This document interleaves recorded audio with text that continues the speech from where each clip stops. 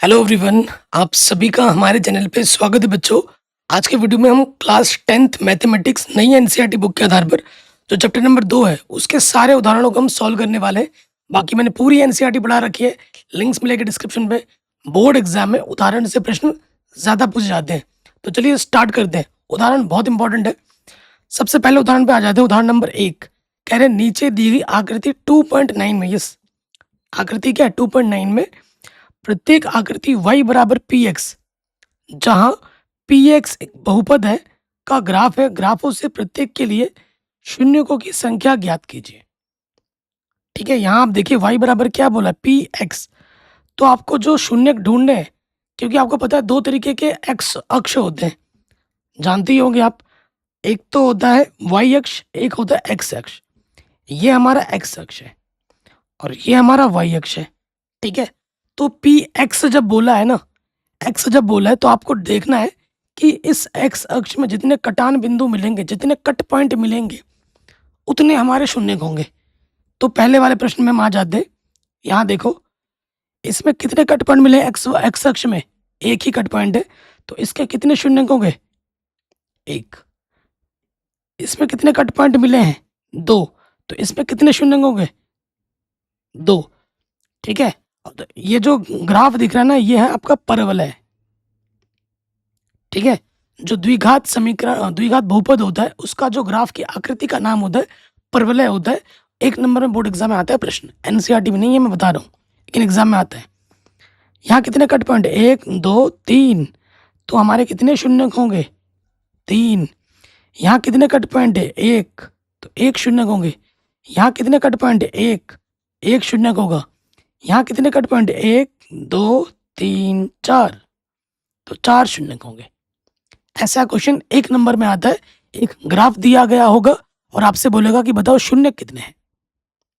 ठीक, अब आते हैं अगले प्रश्न में, जो कि बोर्ड एग्जाम में 4 नंबर में आएगा ही आएगा, मेरी गारंटी है, आएगा ही आएगा, गारंटी के साथ बोल रहा हूँ। अगर ना आए ना तो मेरा नाम बदल के रख देना। ठीक है, क्वेश्चन क्या बोल रहे, द्विघात बहुपद के शून्य ज्ञात कीजिए, शून्यकों तथा गुणांकों के बीच संबंध की सत्यता की जांच कीजिए। 100% गारंटी है, एग्जाम में आएगा ही आएगा। ठीक, देखिए शून्यक निकालना है तो यहाँ लिखेंगे हम, एग्जाम में जैसे लिखना है तो यहाँ लिखेंगे शून्यक के लिए। शून्यक के लिए हम क्या करेंगे, जो बहुपद है उसको हम शून्य मान लेंगे, गुणनखंड विधि होती है। फिर हमें क्या करना होता है, जो एक्स स्क्वायर का गुणज है, कुछ नहीं है तो गुणे में एक है, इसकी गुणा हमें इसके साथ करनी है।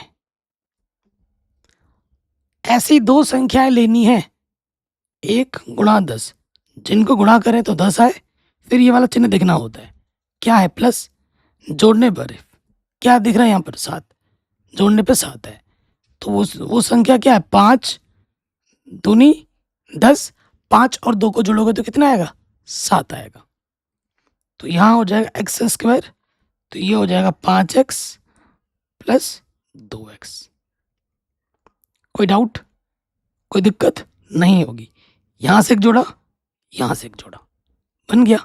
अब आ जाओ, पहले जोड़े से क्या उभयनिष्ठ निकालना है, गुणनखंड बना रहे हम, तो पहले जोड़े से क्या उभयनिष्ठ है, x का भागा दोनों में जाएगा, तो x हमारा हो गया उभयनिष्ठ।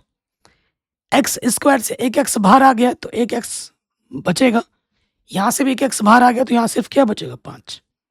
फिर ये चिन्ह देखो क्या है, प्लस का है, लगा दो प्लस। अब ऐसी संख्या देखो जिसमें दोनों का भागा चला जाए, उपनिष्ठ का मतलब भागा जाना, 2, 2 बाहर आ गया, एक्स बचेगा, प्लस का चिन्ह, 2 पंजे 10। अब आपने देखा होगा कि ये चीज और ये चीज समान आ रही है। अगर समान आ रही है तो आपने सही किया है, अगर समान नहीं आ रही है तो भाई तुमने गड़बड़ कर दी है। इसका मतलब ये हुआ। तो जो 2 बार है गुणनखंड बनाना है, तो जो 2 बार है उसको हम रखेंगे एक बार, x प्लस 5 को लिखेंगे हम एक बार, और जो उभयनिष्ठ निकाला है हमने उसको दूसरे वाले ब्रैकेट में लिख देंगे चिन्ह के साथ। अब हमें क्या करना है, एक बार इसको 0 लेना है और एक बार इसको 0 लेना है। यदि x प्लस 5 बराबर 0, तो प्लस का 5 इधर आके क्या हो गया, माइनस के 5। ये हमें हमको पहला शून्यक मिल गया। फिर आ जाओ, यदि इसको 0 लेना है ना, x प्लस 2 बराबर 0, तो प्लस का 2 इधर आके क्या हो जाएगा, माइनस का 2। तो ये हमें हमारा दूसरा शून्यक मिल गया। शून्यक को नाम दे दो थोड़ा बहुत, इसको हम अल्फा बोल देते हैं और इसको हम क्या बोल देते हैं, बीटा। आंसर मिल चुका है हमें। हमसे क्या बोला था, शून्यक निकालो, निकाल दिया। अब हमें जांच करनी है। तो सबसे पहले देखो मेरे भाई, जांच में हमें ए चाहिए, बी चाहिए और सी चाहिए। ए क्या होता है, एक्स स्क्वायर का गुणज, कुछ नहीं है तो 1। बी क्या होता है, एक्स का गुणज 7। सी क्या होता है, अचर पद। पहली जांच हमें करनी है,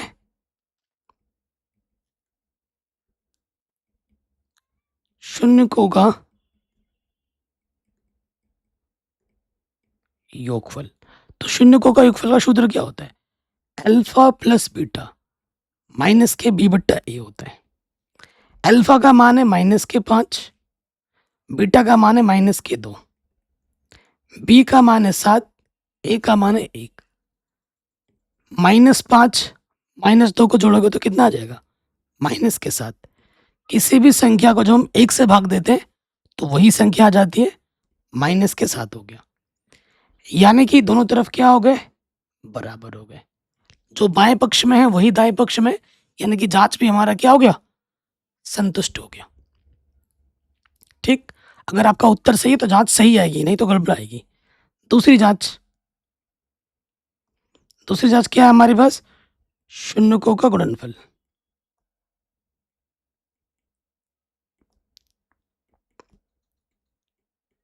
शून्यकों का गुणनफल। तो शून्यकों का गुणनफल का सूत्र क्या होता है, अल्फा गुणा बीटा बराबर सी बट्टा ए।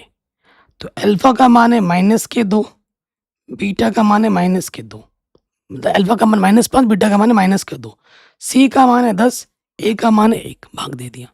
तो नेगेटिव बोलो, नेगेटिव पॉजिटिव होता है, 5 दूनी 10, 10 बट्टा 1 10। तो आगे बराबर दोनों तरफ। तो ये जांच हमारी क्या है, संतुष्ट है। कोई दिक्कत, कोई परेशानी नहीं होगी, इधर भी बराबर है, इधर भी बराबर है, तो जांच भी हो गई। ये क्वेश्चन 4 नंबर में इस साल आएगा ही आएगा, हर साल आएगा। जब से नया एनसीईआरटी बुक आया ना, ये क्वेश्चन आपके लिए very very very very very important हो गया है। सेम क्वेश्चन है, थोड़ा सा बदलाव है। बहुपद के शून्य ज्ञात कीजिए, शून्यकों तथा गुणांकों के बीच संबंध की सत्यता की जांच कीजिए। जब द्विघात बहुपद का एक पद मिश्र हो जाता है तो वो प्रश्न और भी आसान हो जाता है हल करने के लिए। तो यहां लिखेंगे शून्यक के लिए,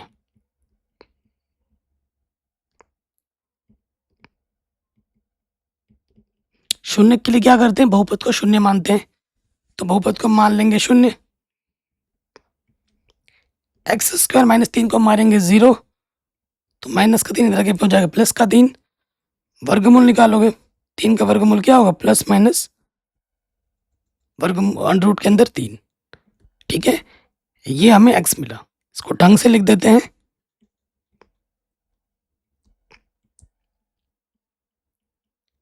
अतः एक x होगा प्लस के अंडर रूट 3 और दूसरा x होगा माइनस के अंडर रूट 3। कोई दिक्कत, कोई परेशानी बताइए, नहीं होगी। ठीक है, तो ये हमारा क्या हो गया मेरे भाइयों, ये है अल्फा और ये है बीटा। शून्य हमें मिल चुका है आंसर, शून्य में आ गया है। मैंने बोला ना, जब एक टर्म ना हो ना तो आसान हो जाता है और भी हल करना। हमारे पास बहुपद आ जाओ, चूंकि बहुपद क्या दे रखा है, एक्स के रूप में, एक्स स्क्वायर -3 है, इसलिए ए क्या होता है, एक्स स्क्वायर का गुणज, गुणज में जब कुछ नहीं होता तो 1 होता है। बी क्या होता है, एक्स का गुणज, क्या इसमें एक्स है, नहीं है, तो जब है ही नहीं तो जीरो, बी क्या हो जाएगा 0।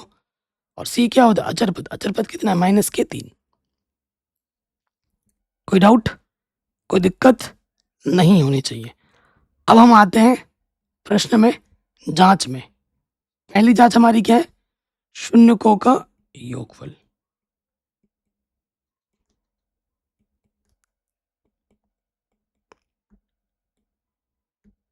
शून्यकों का योगफल का सूत्र क्या होता है?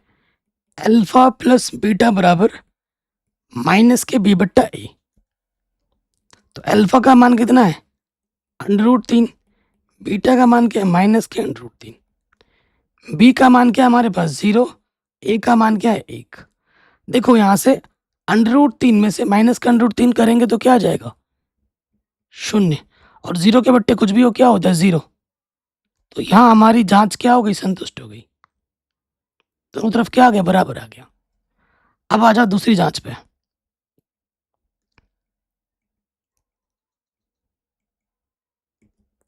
शून्यकों का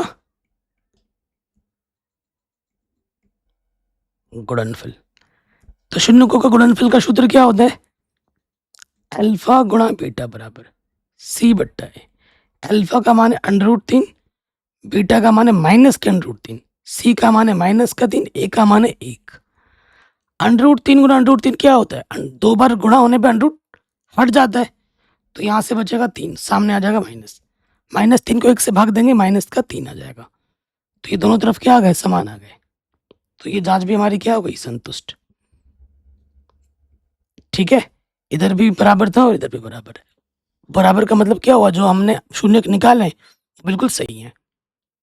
अगर सही नहीं आते तो जांच सही नहीं आती, दोनों तरफ बराबर नहीं आते।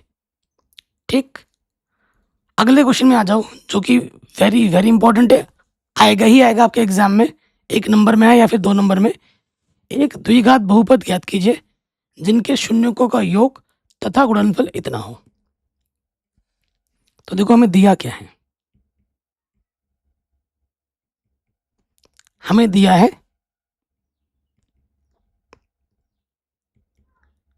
शून्यकों का योग। शून्यकों का योगफल क्या दे रखा है? अल्फा प्लस बीटा बराबर -3। और दूसरा में क्या दे रखा है? शून्यकों का गुणनफल।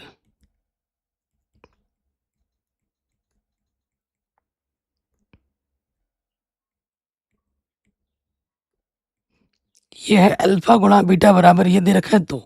हमें क्या निकालना है? द्विघात बहुपद निकालना है।